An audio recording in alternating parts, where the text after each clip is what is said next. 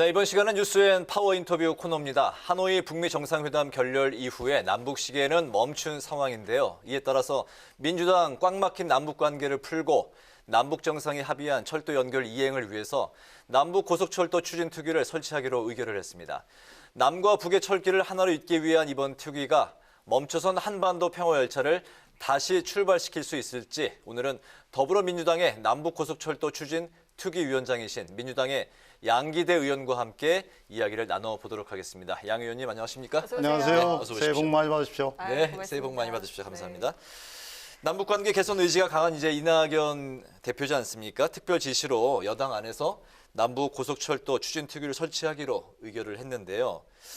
의원님께서는 이제 특위위원장으로 선임이 되셨고 그동안 행보를 보면 남북 고속철도 건설에 목소리를 계속해서 이제 높이셨다는 말입니다. 남북 관계 개선과 남북 고속철도 어떤 의미가 있습니까? 네, 우선 남북 고속철도라는 그 단어조차 사람들이 많이 얘기하지 않습니다. 네. 철도 연결, 기존 철도의 개선, 개량 뭐 이렇게 얘기하는데 저는 광명시장을 할 때인 2015년 말부터 네. 남북 고속철도 건설을 주장했습니다. 그런데 왜 그러냐면 지금 우리 대한민국이 북으로 막혀 있어서 섬입니다. 이 섬을 뚫고 북한을 거쳐서 대륙으로 가야만이 한반도에 평화가 있고 번영이 있고 또 남북이 동반으로 잘 살 수 있는 길이 열린다는 그런 생각을 해왔습니다. 그런데 그동안 나름대로 여러 가지 활동을 해온 결과 우리 더불어민주당에서 앞으로 바이든 정부가 출범하면서 북미 관계 또 남북 관계의 개선 가능성에 대비해서 이렇게 특위를 설치해서 남북 고속철도와 한반도 평화와 번영의 문제를 논의하고 또 여러 가지 해법을 모색하자 그런 측면에서 이번에 이낙연 대표의 결단에 의해서 특위가 설치가 됐습니다. 그렇군요. 네. 네, 의원께서는 21대 국회에서 남북 고속철도 건설 관련해서 2차례 세미나를 여셨다고요. 그래서 그런데요, 이 남북 고속철도 로드맵이 무엇인지 궁금합니다. 네, 저희 이제 국회의원들이 의원 연구단체라는 걸 만들지 않습니까? 네. 그래서 여야 의원 한 22명 가까이가 통일을 넘어 유라시아라는 그런 연구단체를 만들어서 남북 고속철도와 관련한 세미나를 2차례 열었습니다. 그러한 그 활동과 또 앞으로 이 특위를 연결해서 이제 앞으로 계속 활동할 예정인데 우선은 남북관계, 북미관계 개선에 대비해서 특위에서는 우리 국토부, 그다음에 기재부, 또 통일부 등 관련 부처와 기관들을 상대로 해서 사전 준비를 좀 철저히 하려고 합니다. 또 한 가지는 우리 특위에서는 미국 민주당의 그런 관련 의원들과 함께 소위 유엔 제재 문제가 있지 않습니까? 이런 문제에 대해서 또 논의하고 이 철도는 유엔 제재 대상이 아니라는 점을 좀 강조를 해서 미국이 이런 철도, 특히 고속철도를 넣는 문제에 대해서 반대하지 않도록 하는 것. 또 한 가지는 중국이나 러시아와 또 밀접한 관계가 있기 때문에 그쪽에 정당, 집권당의 그런 의원들과 교류도 하고 특히 북한에 좀 정식으로 많은 또 제안과 또 설득 이런 것들을 해 나가려고 합니다. 네네. 철저한 준비가 이제 필요하다고 말씀하셨는데 사실 뭐 말씀하신 대로 한반도 남북 관계가 지금 꽉 막혀 있는 상황이고 또 유엔 제재로 이 고속철도를 또 이렇게 추진을 하기가 당장은 좀 쉽지 않은 상황이지 않습니까? 이게 내외적으로 이 상황이 지금 그 녹록치 않은 상황인데 그럼에도 남북 고속철도를 추진하기 위해서 어떤 준비가 필요하고 또 당면한 과제가 또 어떤 게 있을까요? 저는 2가지가 있다고 봅니다. 하나는 우리 내부에서 사전 준비를 철저히 한다고 생각합니다. 왜냐하면 지난 2018년에 9.19 평양 그 정상회담에서 네. 김정은 북한 위원장이 우리 문재인 대통령님한테 그 남한의 KTX와 같은 그런 고속철도를 놔달라고 얘기를 했습니다. 그래서 북한도 이 문제에 대해서 아주 적극적이기 때문에 우선은 첫째는 우리 한국에서 사전 철저한 준비를 하고 있다가 북미 관계와 또 남북 관계가 개선이 되면서 이 문제가 가장 또 주요한 의제로 이제 떠오를 거기 때문에 그런 상황에 대비해서 준비를 해야 하고 둘째는 미국을 더 설득하고 또 북한과 이 문제가 결국은 한반도의 평화 번영으로 가는 가장 중요한 길이라는 것을 더 인식을 공감해서 남북이 함께 준비하는 게 중요하다. 그래서 지금 준비하려고 합니다. 네, 네, 잘 알겠습니다. 네, 남북 고속철도 추진 관련 이야기 짚어봤고요. 현안도 한번 짚어보도록 하겠습니다. 민주당 이낙연 대표가 꺼내든 이명박 박근혜 전 대통령 사면론에 연초 들어 정치권이 아주 술렁이고 있는 상황인데요. 이 깜짝 메시지가 당 안팎으로 논란이 좀 있었습니다. 네. 그러니까 당사자 반성을 전제로 달면서 한 발 물러선 그런 모습인데 이 이낙연바의 사면론 어떻게 보시는지 입장 한번 들어보겠습니다. 네, 일단 지금 그런 이낙연 대표의 두 전직 대통령 사면에 대해서 촛불 혁명의 주인이신 국민들, 또 우리 더불어민주당의 당원들 사이에서 또 걱정도 있고 또 반발도 좀 있지 않겠습니까? 네. 뭐 그건 당연하다고 봅니다. 왜냐하면 박근혜 전 대통령이 촛불 혁명에서 물러났고 또 이명박 전 대통령께서는 참 부끄러운 얘기지만 뇌물로 이렇게 형이 확정된 상태이기 때문에 반발이 당연히 있으리라고 생각합니다. 그런 점에서 좀 어제 더불어민주당 최고위원회 회의에서 일단 국민적 공감대 그리고 또 당사자들의 사과 이런 것들을 좀 전제로 하면서 더 국민과 당원들의 의견을 더 수렴하겠다 그런 이제 결론을 내렸는데요. 저는 이낙연 대표가 이 어려운 시기에 국민적 통합이 필요하다는 그런 나름대로 충정에 의해서 했다고 본인도 말씀했고 또 그런 것은 저는 진실이라고 생각합니다. 다만 이제 지금은 우리가 코로나19 때문에 국민들이 매우 어렵고 힘들지 않습니까?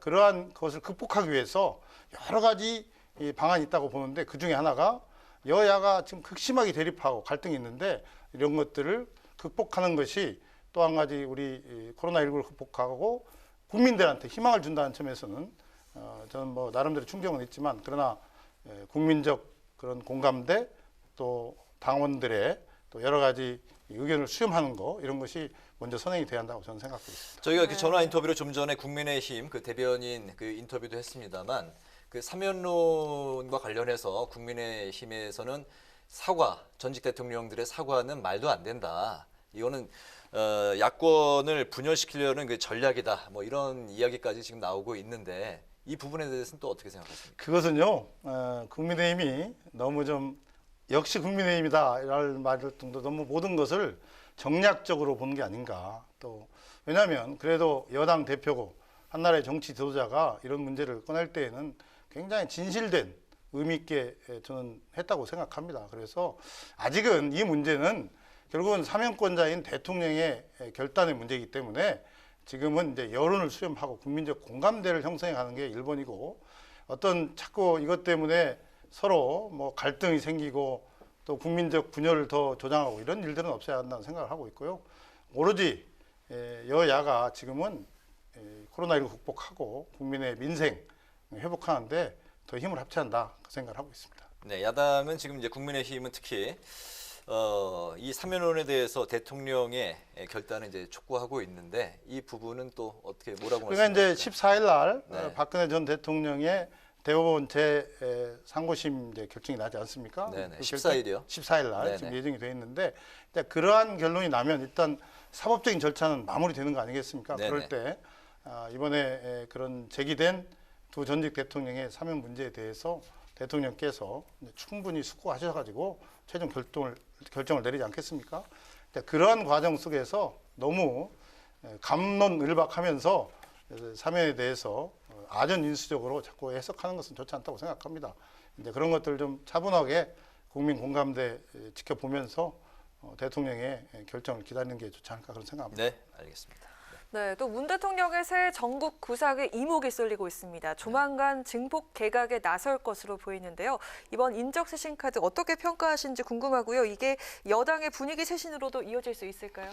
저는 뭐 대통령께서 그렇게 개각을 잇따라 하는 것에 대해서는 찬성합니다. 왜냐하면 어찌됐든 현 정부의 부동산 정책이라든지 또 윤석열 추미애 두 분의 갈등이라든지 또 코로나19 방역이라든가 백신의 문제, 또 민생 문제 이런 것들 때문에 여러 가지 국민들이 좀 화도 나 있고 때로는 실망도 하지 않습니까? 그래서 이런 것들을 좀 일치나기 위해서 대통령께서 연쇄 개각하는 것은 찬성하고요. 물론 이것 때문에 뭐 분위기가 좀 바뀌려고 생각하지만 네. 그러나 더 중요한 건 뭐냐면 새로운 내각이 심기일전해서 또 당정청이 원팀으로 해서 아까 앞서 말씀드린 그런 국정 현안들을 좀 제대로 풀고 국민의 마음을 살 수 있게 하는 것이 더 중요하다고 생각합니다. 유능한 그런 내각이 국민의 어려움을 같이 풀어가는 그럴 때만이 진정한 저는 분위기 쇄신이라고 생각하고요. 네. 아마 대통령과 내각 또 저희 당까지 포함해서 그런 점들을 좀 깊이 명심해서 원팀으로 같이 했으면 좋겠다. 그런 말씀드립니다. 네, 잘 알겠습니다. 방금 이제 민생 말씀하셨으니까 질문 하나 또 드리겠습니다. 지금 그 예결위 소속이시잖아요. 네, 예. 3차 재난지원금이 이제 다음 주부터 이제 집행이 될 예정인데 현재 그 소상공인과 고용 취약계층을 이제 위주로 한 250만 명에게 이제 집행이 된다고 하는데 3차 재난지원금이 정말 국민에게 어느 정도 기대 효과를 가져올 수 있을까요? 네, 지금 심각합니다. 저도 오늘 지역에 가봤는데 정말 중소상인들, 또 자영업자분들, 또 특수고용 노동자 이런 분들의 그 형편, 그분들의 이 마음 이게 보통 정말 우리가 꼭 어루만져주고 같이 할 그런 상황입니다. 네. 그래서 이번에 제3차 재난지원금은 그런 어려운 분들, 특히 어려운 분들한테 지금 9조 한 3천억 정도 가게 돼 있는데 우선 이분들이 이걸 통해서 최소한의 생존에 그 도움이 될 수 있는 그런 마중물 역할을 할 수 있다는 점에서 의미 있게 받아들이고요. 또 이게 빨리 지급되고 또 그분들이 그걸 가지고 부족한 부분들을 채우고 또 앞으로 그 생업을 설계하는 데 도움이 됐으면 하는 그런 생각을 하고 있고 이와 별개로 그 임대료 인하 문제라든지 또 취약계층의 생존을 위한 추가 지원 문제 이런 것들도 더 논의가 필요하다 저는 생각하고 있습니다. 네, 또 이제 그 소상공인 안에서도 이 정도 차이가 또 이제 온도 차이가 또 있어서 그러다 보니까 이제 그 핀셋 지원을 해야 된다 이런 이제 그 목소리도 나오고 있는 거 잘 알고 계시죠? 네, 예. 지원 대상과 기준이 불공평하다 이런 이제 비판도 나오고 있는데 이 부분에 대해서는 어떻게 생각하십니까? 저도 그 점에 지역국 주민들을 상대로 들어보면 굉장히 중요한 부분이라고 생각합니다. 사각지대가 있고 또 미처 생각하지 못해서 네. 빠진 부분이 있는데 저는 앞으로 정부 여당이 이 방역과 더불어서 취약계층이나 중소상인들 어려운 사람들 지원할 때 그 해당 당사자들하고 좀 긴밀하게 협의를 통해서 빠지지 않고 누락되지 않게 할 수 있고 또 지원도 과감히 할 수 있는 그런 것들을 좀 더 논의를 해야 한다 그런 생각을 하고 있습니다. 네. 네, 오는 금요일에 중요한 선고가 있습니다. 바로 일본군 위안부 피해 할머니들이 일본 정부를 상대로 낸 손해배상 청구 소송 1심 결과가 나오는데요. 네. 의원께서 피해 할머니들과 오랜 인연을 맺고 있다고 들었는데 1심 결과 어떻게 예상하십니까? 오는 금요일 날 하는 그 위안부 피해 할머니들에 대한 1심 선고는 굉장히 역사적으로 중요한 겁니다. 최초의 관련한 선고입니다. 네. 그런 점에서 금요일 날 열리는 법정에 저도 가보려고 하고요. 네. 또 우리 오늘 그 이용수 그 피해 할머니하고 통화도 했습니다. 제가 네. 평소에 어머니로 모시고 있는데 네. 그래서 이 문제가 우선은 지금 국내 생존해 계시는 위안부 피해 할머니들이 16분이 계십니다. 이분들이 살아 있을 때 이런 그 재판의 결과가 나오고 또 이를 토대로 해서 일본의 진솔된 사과와 또 배상이 이어졌으면 하는 그런 기대를 갖고 있습니다. 네, 또 의원께서 1호 법안으로 발의하셨던 게 위안부 피해 진상규명 특별법이시잖아요. 앞으로 피해 해결을 위해서 앞으로 어떤 과제를 갖고 가야 될까요? 그래서 방금도 말씀드렸지만 지금 생존해 계시는 위안부 피해 할머니 분들이 16분인데 이분들은 정말 90세가 넘은 최고령들입니다. 몸도 많이 아프시고요. 그래서 이분들이 살아 계실 때 뭔가 일본의 사과와 배상도 받아내야 하고 또 요즘 위안부 문제에 대해서 폄훼하는 사람, 왜곡하는 사람도 있지 않습니까? 네네. 뭐 이런 분들에 대해서도 그렇지 못하도록 역사를 좀 바로 세우겠다는 측면에서 처벌법을 특별히 또 마련했습니다. 그런데 진상규명, 또 이런 처벌 이런 것들을 좀 국가가 나서서 해라. 그동안에 민간단체들을 중심으로 했는데 네. 국가가 나서서 좀 제대로 해라 하는 측면에서 제가 특별법을 제 법안 1호 법안으로 이번에 발의를 했습니다. 네. 네. 이제 마지막 질문입니다. 신축년 새해가 밝았는데요. 올 한 해 국회에서 꼭 이루고 싶은 목표는 무엇인지 향후 의정활동 계획 들으면서 마무리하겠습니다. 네. 네, 이 코로나19라는 이 국가 비상 상황에서 우선은 사회적 약자들이 겪는 이 고통, 그것은 뭐 말할 필요가 없지 않습니까? 이 재난에 더 가혹한 그 약자들을 위해, 사회적 약자들을 위해서 더 집권 여당과 또 정부가 나서야 하고요. 또 우리 사회에서 기득권 세력이나 또 가진 사람들이 더 많이 배려하고 양보하는 그런 문화, 그런 법들을 좀 마련하겠습니다. 그리고 또 한 가지는 뭐냐면 결국은 포스트 코로나 시대도 대비합니다. 네. 이제 백신이 들어오고 치료제가 생기면서 우리가 미래를 준비해야 하기 때문에 그러한 미래를 준비하는 데 있어서 제 역량을 최대로 쏟겠습니다. 또 한 가지 그게 제가 서두에 말씀드린 남북 고속철도도 만들고 또 북한과의 관계를 개선해서 한반도 평화 번영으로 가는 길에 최선을 다하겠습니다. 네. 지금 말씀하신 바만 뭐 들어도 올 한 해 굉장히 바쁜 한 해를 보내실 것 같습니다. 네, 목표하신 바 모두 이루시길 바라겠습니다. 제가 한 가지만 말씀드리면요. 네. 제가 오늘 이걸 가져왔는데요. 이게 뭐죠? 이것은 탑승권이네요. KTX 광명역에서 오. 개성, 평양, 신의주 거쳐서 네. 중국과 러시아를 거쳐서 파리까지 가는 고속철도 티켓입니다. 아. 예, 앞으로 이 잠깐 한번 티켓을- 줘보시겠어요? 예, 제가 한번 예. 시청자 여러분을 위해서 탑승권인데요. 예. 예, 광명, 아. 평양 그리고 파리. 파리까지 야. 고속철도가 이렇게 이어지는 건가요? 그렇습니다. 예. 그래서 이런 꿈을 갖고 네. 새해를 시작했으면 좋겠습니다. 잘하겠습니다. 앞으로 의정 활동도 기대하겠습니다. 감사합니다. 새해 복 많이 받으십시오. 네, 고맙습니다. 네, 뉴스앤파워 인터뷰 지금까지 더불어민주당 양기대 의원과 함께했습니다. 감사합니다. 고맙습니다. 네, 내일 전국 곳곳에